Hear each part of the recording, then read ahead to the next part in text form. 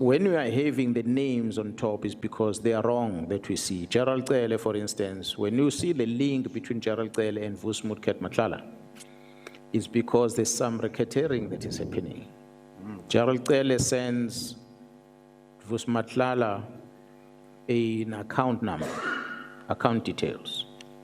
Vusmatlala deposit money into a private account, not Cele's account, someone else's account. He puts money into that account and he sends a proof to Cele. Cele acknowledged the receipt of that. And then there's other further communication. That's why I'm saying the communication between them is not about the arrest date. It's a communication we see dating back to 2024. There's criminality there that you need to investigate. Who was this money for? Now we're going to that bank account to see whether this money moved by Vus into that account. Did it end with that account, or did it move from that account back to Cele somehow? That's why there's a target there.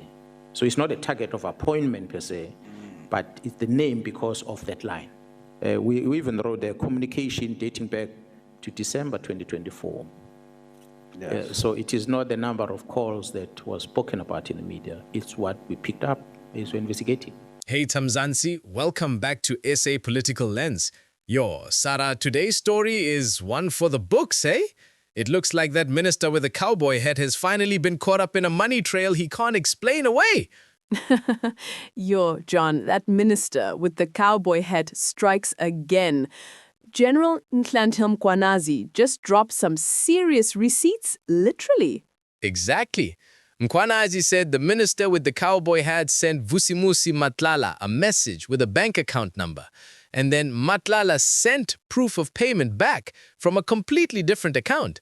Mkhwanazi, that's a clear money trail. Yo, so the minister tried to hide his tracks, but because he's, not exactly the smartest in the room, he ended up exposing himself. At this point, he couldn't even hide a 50 Rand behind a pillow.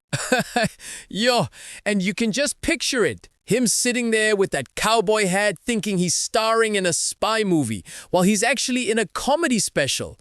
Come on, minister, if you're gonna do something shady, at least try not to send the proof yourself. But on a serious note, John, as South Africans, we must make sure we don't fail him the way we failed Natim Tetwa. We must make sure he stays far, far away from tall buildings. I shouldn't laugh, but come on. These ministers, they're always falling from somewhere. Sarah, you're too much.